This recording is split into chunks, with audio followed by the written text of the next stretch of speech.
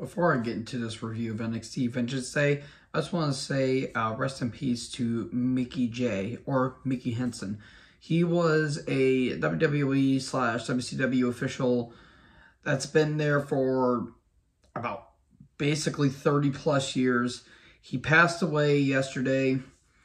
He, had his battle with cancer and he beat it, but unfortunately, he is no longer with us. So, rest in peace, my good sir. He was about 60. And yeah, it sucks. I didn't know who he was for a second, and I'm like, oh, that's Mickey Henson. Okay. But my apologies for that. But anyways, rest in peace, my good sir. Anyways, what's going on, guys? Bustle Basics here, Reaction Nerd Video, and today I'm going to be talking about NXT Vengeance Day. Yes, this is a show that certainly happened. It wasn't bad. There was just stuff I didn't really care about, and I'll talk about that here in a little bit. What do you guys think about this particular special episode of NXT? Let me know in the comment section below. Let's get right into this video. And video package of Toxic Attraction. They're like texting and talking about what the matches are happening tonight. And then we get Pete Dunne versus Tony D'Angelo in a weaponized cage match. Oh boy. D'Angelo arrives in a car, and this was a mess. And not even a good kind of mess. Like, they crammed so much shit into only a limited amount of time. This match went about 10 minutes, at least, when it should have went at least 15, when there shouldn't have been so many weapon spots. And if I sound a little stuffy, it's because my allergies are starting to kick in a little bit, so apologies for that. Again, this was a mess. Okay, so there was a slam on a trash can, and then D'Angelo goes for a toolbox, but he gets his fingers slammed on it. And then Dunn uses the wrench on the fingers. And then D'Angelo uses a fire extinguisher on Dunn. Superplex off the cage. That was a pretty cool spot. It's as big as it comes, or whatever the hell. Or it's as close as it gets. That's what the whole thing is. You can't get any closer than that. They just rammed it into your head and they drill it in your brain, and we get it. You don't have to tell us every 5 seconds. This is not Michael Cole. You're Vic Joseph. Therefore, you are inferior to Michael Cole today. Anyways, Dunn gets zip-tied. He goes for a triangle hold, but he gets powerbombed, and then a DDT. And it's kept going. Tony and D'Angelo goes for a powerbomb, and it gets turned into a guillotine. That was actually a pretty cool spot. And then Tony goes for the crowbar, but gets powerbombed through the table. Dunn used pliers to come himself free. And then powerbomb through the table, but a kick out. And then D'Angelo keeps going for the crowbar, but a cricket bat, bitter end, no, a kick out. What? Only so many people are kicked out at the bitter end. And then a crowbar shot, forget about it, but a kick out. This match kept going. And then the crowbar shot, the Pete Dunne, bitter end on the table, 1, 2, 3, and this match has finally ended. It wasn't terrible. There were some spots that were fine. It's just they crammed so much weapon spots that it did not take a break. And even if they did take a break, you couldn't digest it all in just a certain amount of time. Jesus. More on Pete Dunne here in a little bit. Did Jay Gonzalez do a workout montage? Who was this for? Oh, they're trying to, partner up. I don't really care about this. I don't really care about the Women's Dusty Cup because they don't have enough teams. Anyways, Diamond Mine's backstage. Talking about how we make money, but we also kick heads in. MSK's backstage. With the help of our shaman, we're going to become 2-time Dusty Rhodes Tag Team Champion, or Tag Team Cup winners. However that word goes. About that. Hayes and Grimes arriving. Then we get Toxic Attraction, Gigi Dolan and JC James versus Indy Hartwell, Persia Parada. I about messed that up. NXT Women's Tag Team titles. Toxic Attraction attack early. Match was fine. These women are all good workers. Persia is starting to come into her own. Some good stuff. There were some good near falls. There were some good counters. There were some good strikes. Some good reversals. Indy tries to go springboard after Persia gets taken out. Jace pulls the ropes down. High-low, 1, 2, 3. Okay, Toxic Attraction retained. I thought they were going to lose titles. I'm not going to lie. And then this is when the show started to come to a screeching halt. When Amari Miller and Wendy Chu are backstage. Because that's what we need on this show. And, Wendy wants to, be partners with Amari. So they can be in the Women's Tag Team Dusty Cup. But no, Amari's already found a partner. So then Dakota Kai is there. Okay, they're going to be partners. You know you're bad when somehow Dakota Kai's gimmick is more interesting than Wendy Chu's. You know you're off the deep end there. Oh boy, and it gets better because we have Grayson Waller and Sangha backstage. The cops are there because LA Knight's going to get arrested. I hit my notes on accident. Arrested about that. And then it gets down from here. Briggs and Jensen are in a bar and talking about what happened last week. And, oh, Jensen's in the friend zone. I can relate so many times, and I know a lot of people that know me have been there. I've been there for my entire life. Anyways, well, that was depressing. Let's move on. LA Knight comes down. Yeah. And Waller shows up with the cops. I have footage that this man attacked me. Oh, did you? Well, you kind of provoked first, didn't you? Because Grayson Waller likes to violate the law. That's the only time he likes to do that. So, there's nothing the cops can do because all evidence, all that stuff. I knew what they were going to do. These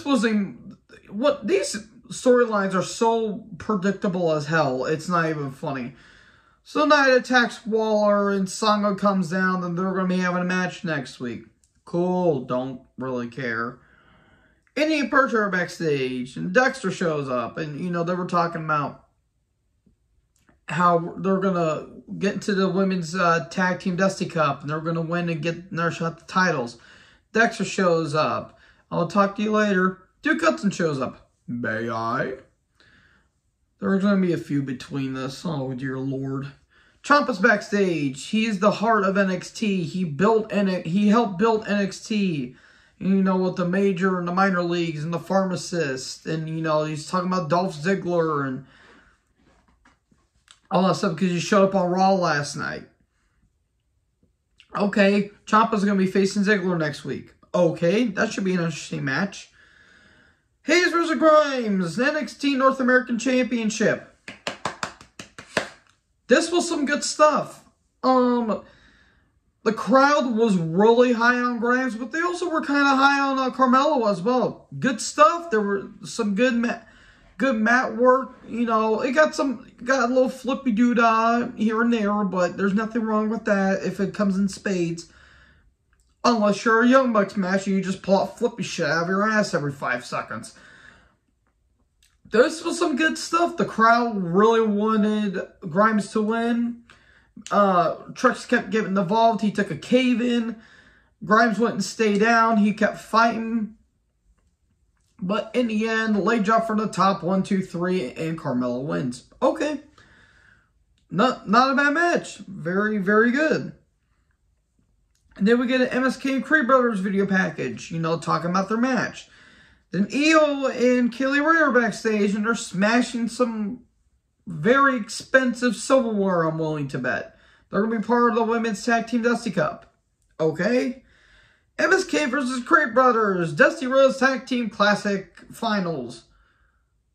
It was okay. It was kind of a bit underwhelming looking back on it because the ending was kind of anticlimactic, but at the same time, I understood why they did it. Strength versus speed. Kree Brothers were starting to get over here. Some good stuff. MSK, great team as always. Kree Brothers, they're starting to come into their own. I still don't think they're the most, flashing personalities out there, but they're just two big boys that like to beat the shit out of other people. I'm fine with that. Some good stuff. Carter goes for a dive outside but gets caught, and it looked like, I think Julius, I think he's the the less bulkier one. He hits a slam, and I thought he was gonna land on his head, and I'm like, ooh, you shouldn't have done that. But then straps down, lariat, 1, 2, 3, the Kree Brothers win. Okay, I wasn't really expecting that. I thought MSK were gonna be 2-time champions. Okay, I'm all for that. And then we get Nikita Leon's video package. She looks like she has something. I feel like that her debut might be underwhelming, or she'll get lost in the shuffle. Oh boy. And then the Imperium are in the ring. And crowd's chanting Walter because that's his name. It's not Gunther, it's Walter. Thank you and goodbye. He's going to be keeping an eye on the NXT Championship match tonight. Okay. Then Solo Sikoa comes down. He's going to make Walter his bitch. You're going to die, my good sir. You just signed your own death warrant. Okay, that wouldn't be a bad match on paper. Ziggler's backstage. He's talking about, how Ciampa's the pulse of NXT, and I'm going to beat him.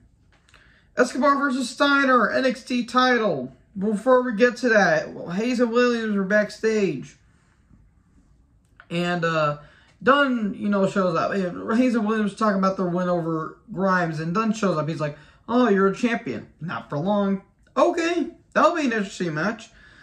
When Steiner comes down, he burns a Vengeance Day symbol, which is interesting. Again, Steiner versus Escobar for the NXT title. Steiner got booed a lot in this match. I don't know why. I think people are kind of getting sick of him getting shot, him getting this big push. They're gonna freaking strap a rocket to this bastard. I swear to God. If he does not beat Roman Reigns at least by SummerSlam, I don't know what the hell they're going to do. It was fine. 14 years ago, Eddie Guerrero won the WWE title. Rest in peace, Latino Heat. It was fine. I was kind of underwhelmed because I expected a lot out of this match. But again, they only had a limited amount of time. They had about 14 minutes of this? At least. They should have cut down or even thrown away some of these meaningless segments. But Wilder Mendoza get involved, and Ziggler comes down, hits a super kick, but no, a kick out. He tries to get involved again, but Ciampa comes down, and Escobar's throwing everything at the wall, throwing everything at Steiner. Steiner hits a spear, hits a military press slam, 1, 2, 3, and Steiner wins, and the crowd booed. I don't know. I don't know why. I guess they're getting kind of sick of him, but at the same time, he's only had the title for what? A month? Not even a month at this point, and people are already booing him. It's been almost about 2 months, actually. But it's just weird. It's just very, very weird. But hey, that's Orlando, Florida for you. Anyways, let me know in the comment section below what you guys thought about this match. Make sure to like, comment, subscribe. Join the herd. I'll talk in the next video. Peace out.